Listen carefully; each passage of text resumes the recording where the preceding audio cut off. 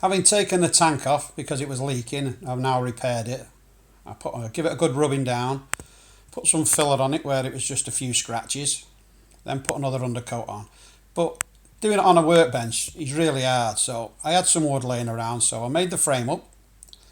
I can also weld, having a MIG welder, so I got the bar, fitted the brackets as you can see from the bottom, and welded some nuts on the end there. You can put the socket on the end and turn the socket, which makes it easier to turn.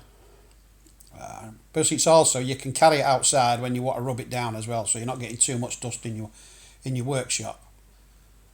All in all, it works pretty good. I just carried on with it, give it about 3 coats, kept going on it.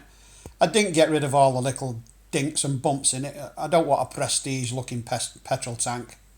That's not what I'm about. I'm not into one of them concourse type of bikes. I just want it functional, looking okay, and does the job. And that's what this rotisserie does. It's easily disassembled. I take the tank off, undo the bolts, stand the bar in the corner, take the wood down. Quite easily put it back together again. Give it about 3 coats of undercoat, as I said.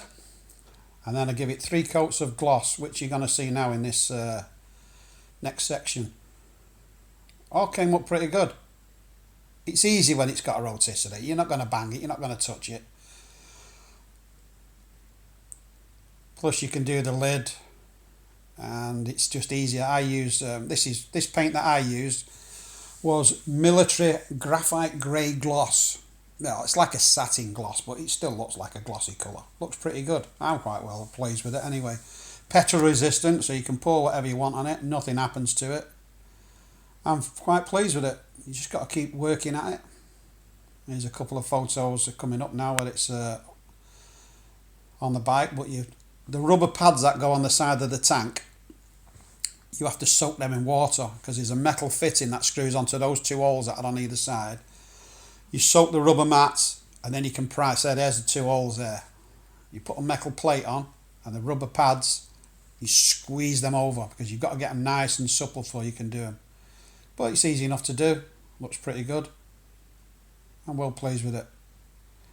A couple of photos coming up in a minute. You don't have to throw the bracket away. That's what I liked about it. It's not in my way. Just put it on the shelf when I've finished with it, out of the way. If I need to use it again, it looks good.